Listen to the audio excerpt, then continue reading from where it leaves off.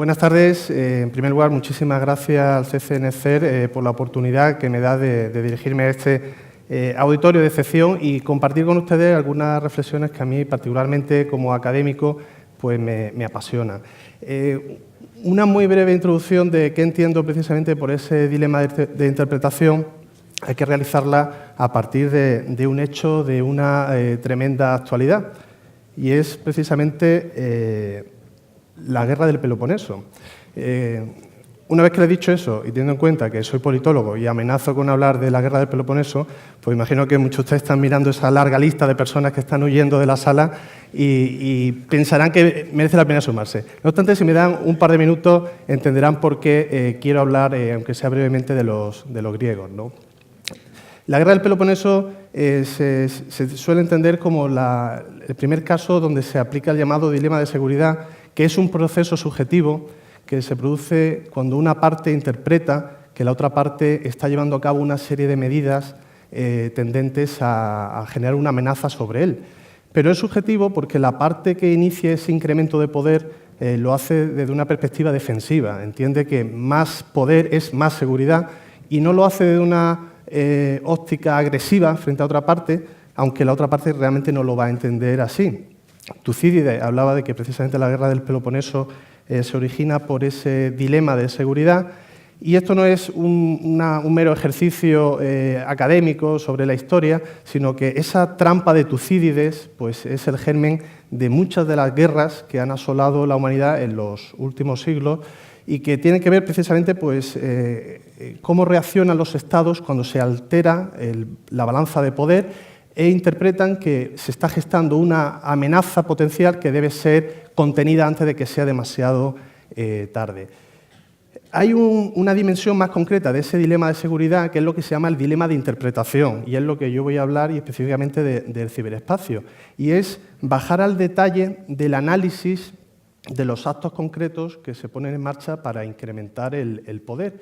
Y es también un proceso ambiguo, problemático, porque en definitiva estamos interpretando, basándonos en especulaciones sobre actos de los cuales tenemos muy poca información y que debemos atribuir una serie de intencionalidades a la persona que lo lleva a cabo, y para eso pues, hay que contar con una serie de recursos de información y de inteligencia que, como trataré de defender, no se agotan en el ámbito del análisis técnico de los vectores y del análisis más técnico de lo que se ha entendido que es la ciberinteligencia, sino que aglutina otra serie de cuestiones. Piensen, por ejemplo, que una de las formas más útiles para un Estado de obtener información sobre un oponente es el de testear sus capacidades. Es decir, llevar a cabo una serie de provocaciones limitadas que propician que éste active sus mecanismos de defensa, y esto te permite estudiar realmente pues, no solo la efectividad de esos instrumentos, sino cómo están integrados, cómo se coordinan, la cadena de mando y control político y militar. Y eso es lo que explica, por ejemplo, que durante la Guerra Fría pues, fuesen innumerables los incidentes de ese tipo, ¿no? De pequeñas provocaciones. Pensemos, por ejemplo, en el ámbito aéreo, donde un aparato sobrevuela o amenaza con sobrevolar el espacio aéreo de otro actor, y eso origina una respuesta, ¿no? Eso que ven ahí no es ni siquiera Guerra Fría, esto es lo que ha sucedido en los últimos años con todas esas incursiones rusas en el espacio OTAN, que básicamente lo que buscan es testear, ¿no? Realmente cuál es el mecanismo de respuesta OTAN. Y la cuestión es que en el ciberespacio esos testeos agresivos no solo se producen, sino que además se dan una serie de incentivos para que sean más frecuentes y más intensos de lo que eran a través de medios militares convencionales. De hecho, el testeo a través del ciberespacio se ha visto incrementado precisamente pues, por una serie de factores propios de la naturaleza del ciberespacio, pues, como esa eliminación de las barreras de la distancia, que hace que algunos estados puedan proyectar ese tipo de actividades a prácticamente la totalidad del planeta. Es decir, ya no solo tengo que mirar a mis vecinos o allí donde logísticamente tengo capacidad de proyectar mis fuerzas, sino que potencialmente cualquiera puede ser objeto de interés, y eso incrementa también el abanico de opciones estratégicas de muchos de esos estados. Pero otro factor que incide también directamente es el hecho de que se multiplica la baraja de objetivos que pueden ser objeto de ese testeo, porque ya no solo estamos hablando de fuerzas militares o de gobierno, sino que, como saben, la inmensa mayoría de las redes e infraestructuras que sustentan Internet pues tienen una naturaleza privada y eso no las quita del interés estratégico de otros estados hostiles, sino todo lo contrario, es un incentivo más para testear contra esos objetivos, ¿no? Piensen que se ha hablado esta mañana, y mucho, esta será una de las palabras fetiche de estos 2 días, de WannaCry, y cuando se produce este incidente, que genera un auténtico shock, realmente no podemos hablar de que genera una respuesta a nivel político, a pesar de, como ven, un incidente que afecta a más de 150 países, 300.000 usuarios, y eso no se produce básicamente porque también testear contra actores privados permite que la represalia sea más difícil que se articule. ¿Por qué? Pues porque el Estado interpreta que es bastante menos agresivo atacar una infraestructura privada que una infraestructura gubernamental y, por lo tanto, tiene más reticencias a la hora de articular una represalia o una respuesta que tiene un coste político, pero también de recursos de inteligencia. Piensen, por ejemplo, que cuando se ha hablado de la atribución de WannaCry, pues se ha apuntado hacia Corea del Norte. Cuestión que se ha producido a través de una filtración oficiosa a los medios de comunicación. Es decir, no había un posicionamiento oficial sobre es Corea del Norte quien ha generado este incidente. Y eso se produce básicamente porque no hay ningún interés en asumir oficialmente de dónde procede la agresión. En este caso, porque eso obliga a una respuesta. Por lo tanto, resulta menos gravoso trasladar esa idea que articular una acusación formal. Porque lo que encontrábamos en prensa es precisamente pues, ese tipo de acusaciones un tanto vagas pues, sobre que se han utilizado los mismos procedimientos, la misma infraestructura, la misma operativa que en incidentes previos atribuibles a ese mismo grupo. Pero no ha habido ninguna evidencia empírica. ¿Y eso por qué no se produce? Pues básicamente porque poner sobre la mesa datos contundentes de atribución implica también quemar procedimientos de obtención de inteligencia, procedimientos que en ocasiones necesitan años hasta que son productivos, en ocasiones ni siquiera alcanzan el objetivo y, por tanto, como son recursos escasos, los estados se lo van a pensar más de 2 veces a la hora de quemarlos en defensa de intereses corporativos. Es decir, si al final yo tengo que generar un movimiento de opinión pública que apoye una represalia, pues voy a cuidar y mucho en qué ocasiones voy a quemar los escasos peones que tengo a mi alcance. Y WannaCry no era uno de ellos. Además de esos testeos agresivos que también se producen en el ciberespacio y que generan un primer dilema de interpretación, es decir, estamos siendo víctimas de un ataque tendente a generar un daño o simplemente están testeando nuestras capacidades o los vectores de ataque que están utilizando. Pero al mismo tiempo, el uso del ciberespacio como un recurso para proyectar poder y fuerza pues necesita de una serie de requisitos operacionales que también alimentan el dilema de interpretación. Porque llevar a cabo un ciberataque que genere un daño físico requiere actuar con antelación sobre redes e infraestructuras a las cuales es necesario conocer, mapear, infiltrar, detectar vulnerabilidades. Y eso es algo que desde el punto de vista técnico es indistinguible de las necesidades que, por ejemplo, un servicio de inteligencia tiene a la hora de obtener información sobre un objetivo. Es decir, desde el punto de vista técnico es indistinguible el acto preparatorio de un ciberataque que busca un daño físico de simplemente los actos necesarios para obtener inteligencia sobre un objetivo. Es más, de hecho, muchas de esas penetraciones sobre las cuales desconocemos la intencionalidad última, en ocasiones ni siquiera está delimitada. Es decir, aquellos que llevan a cabo la intrusión, a priori tampoco han marcado un objetivo específico, sino que este se va creando a medida que la penetración va resultando exitosa. Pensemos, por ejemplo, en el caso de Stuxnet, que al final es lo que ha quedado en la conciencia pública y en la memoria, pues como esa gran primera ciberarma que se desata y que genera un daño físico contra la centrifugadora del programa nuclear de Irán. Pero Stuxnet es solo un componente más de un programa más amplio que se llamó Olympic Games y que lleva incluido no solo el uso de vectores de ataque que generan daño físico, sino también mecanismos de recolección de inteligencia. Y posiblemente Olympic Games en su génesis no concebía el sabotaje directo de la infraestructura nuclear, sino que esta es una opción que se abre a medida que la penetración en busca de inteligencia va siendo exitosa y se abren nuevas vías de actuación que cuando se inicia Olympic Games pues ni siquiera se planteaba. Por lo tanto, eso también alimenta el dilema de interpretación. Es decir, no solo es que tenemos que evaluar el nivel de amenaza que supone esas intrusiones, sino que en ocasiones ni siquiera eso es posible porque todavía no está determinado y es algo que se producirá a medida que pasa el tiempo.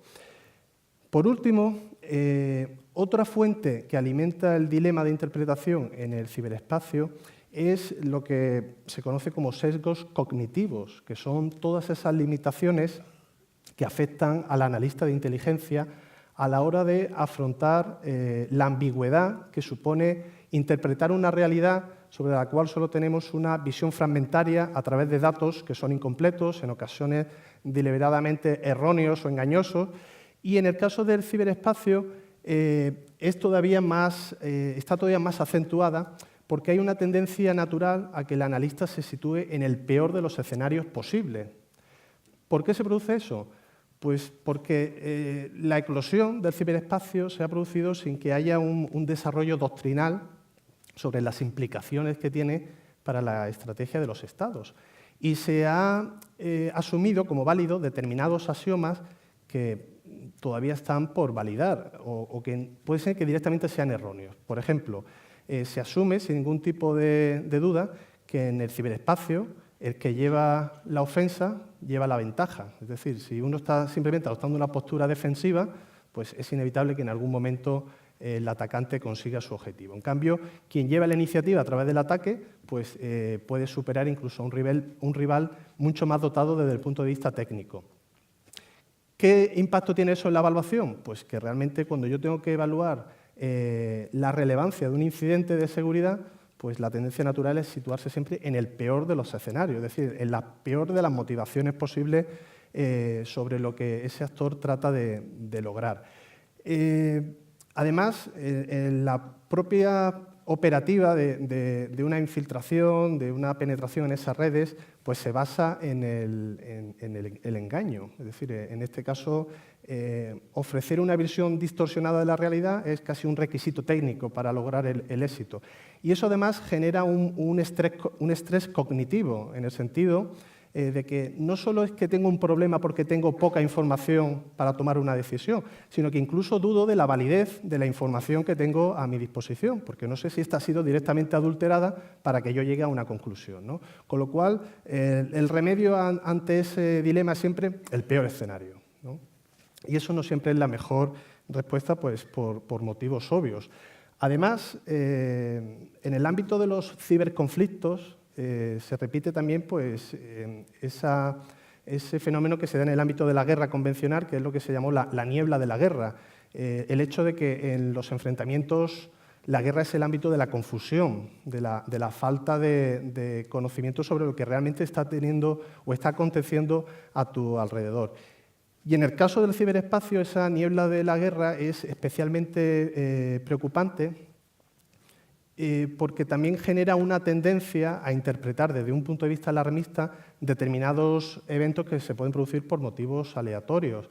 Piense, por ejemplo, que cuando se interpreta cómo hay que integrar el ámbito ciber en el ámbito militar convencional, se suele partir del hecho de que la finalidad del ámbito ciber es cegar los sistemas de comunicación del enemigo, los sistemas de mando y control, de tal manera que no puede articular una respuesta al mismo tiempo que es atacado por medios convencionales.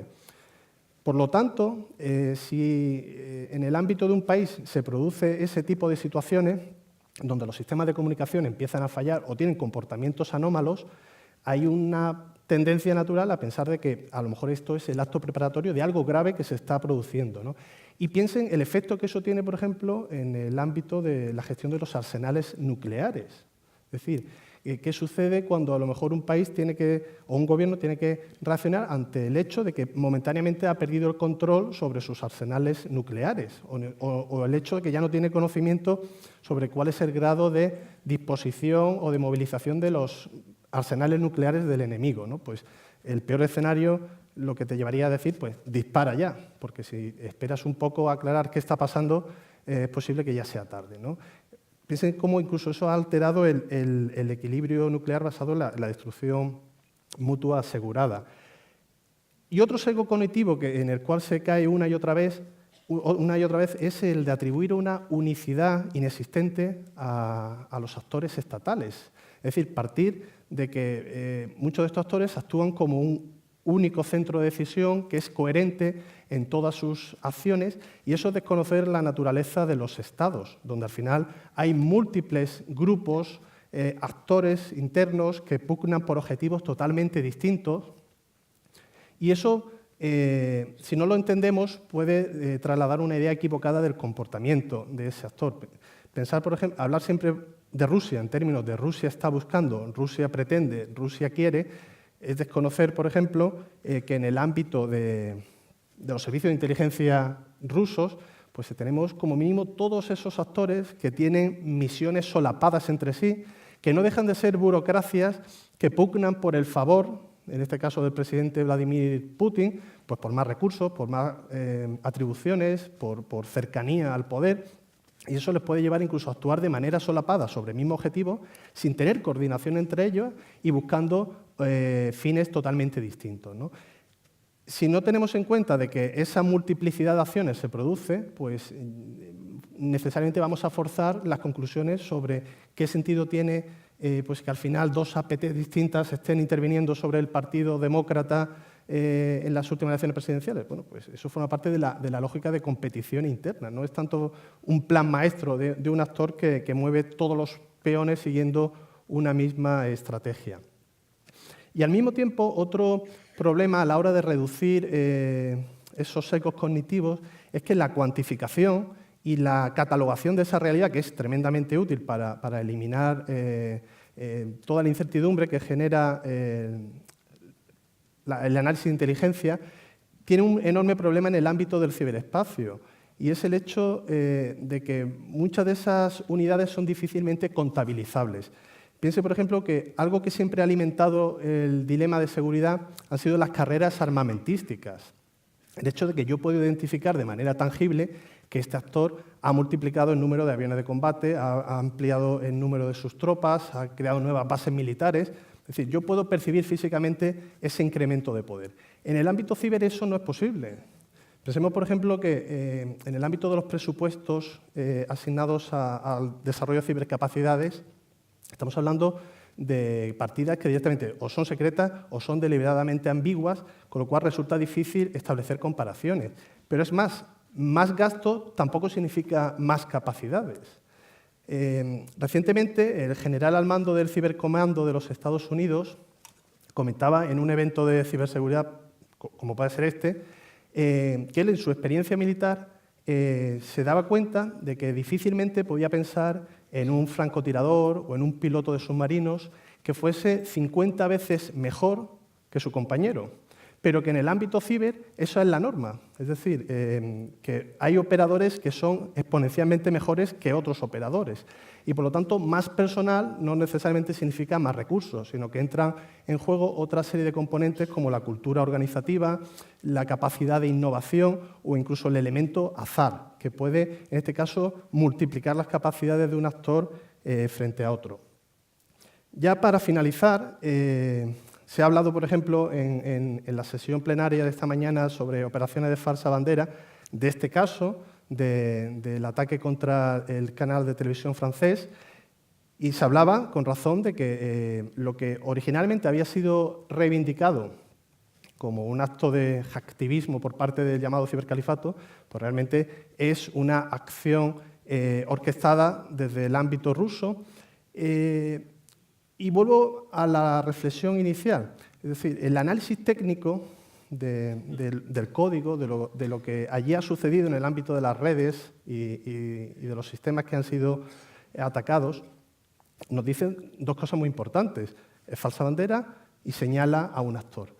Pero eso nos da muy pocas respuestas de las muchas que necesitamos, porque una vez que hemos sido atacados, ¿ahora qué? Es decir, un gobierno debe articular una respuesta y esa respuesta debe ir necesariamente unida a la naturaleza del ataque que ha recibido. Es decir, el análisis técnico no nos dice, por ejemplo, si ese ataque contra la televisión francesa fue un testeo de capacidades. Es decir, queríamos estudiar el sistema de respuesta francés. Tampoco nos dice si realmente es un acto de represalia frente a una política llevada a cabo por el gobierno francés que ha sido percibida muy negativamente por el ámbito ruso y se intenta lanzar ese mensaje.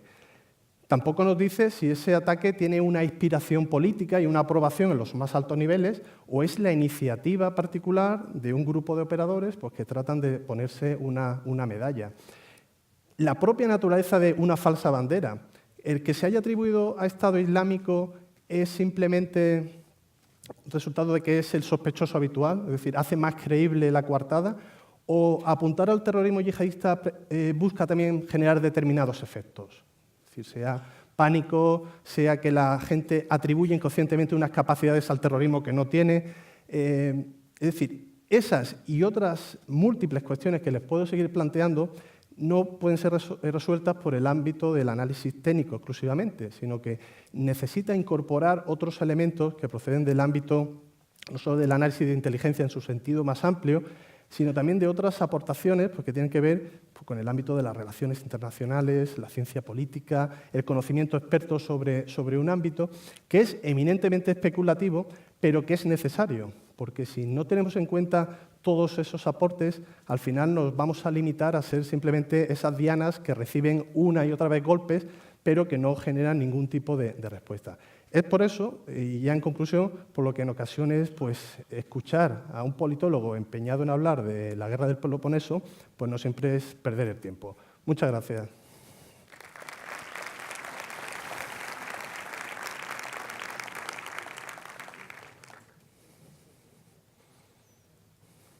¿Alguna pregunta?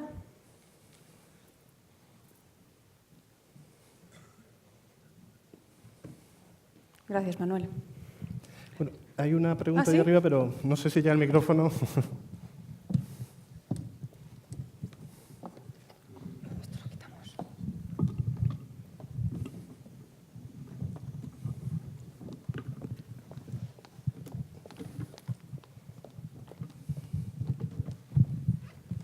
Buenos días. Una pregunta escueta. ¿Cómo valora usted las decisiones de intento en el Senado norteamericano de legislar para acotar los casos de ataques, dar algún tipo de respuesta o al menos aminorar el impacto del robo, por ejemplo, de información a través de iniciativas del tipo balizamiento de la información exfiltrada, el poder borrarla y, por supuesto, de alguna manera reforzar un poco más de lo que has hablado tú o esta mañana, David Barroso, respecto de ese terrible tema que es la atribución prácticamente inconseguible en un escenario como es el ciberespacio? Bueno, pues muchas gracias por la pregunta. Pues yo creo que son respuestas lógicas a un entorno que ha cambiado forzado por los propios hechos y que obliga a replantear respuestas que hasta el momento se consideraban válidas a la hora de contener determinados actores o de generar disuasión. Es decir, al final, en el ámbito de la disuasión, pues es muy difícil ganar un crédito o una credibilidad que te permita mantener al margen a determinados actores y es muy rápido perder ese crédito si al final uno ha articulado una respuesta que genera una lectura que no es la que nosotros queremos generar, que es de debilidad o es de tolerancia.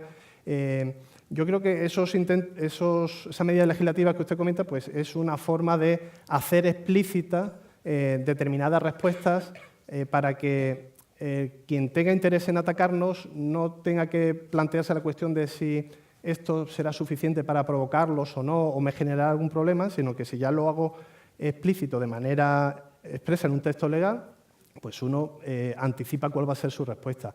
Eso, no obstante, tiene el problema de que es trazar una línea roja.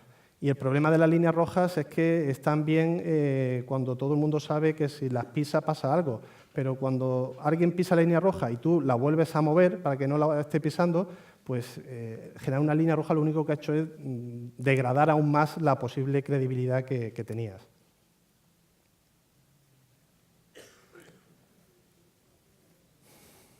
Muy bien, pues muchas gracias.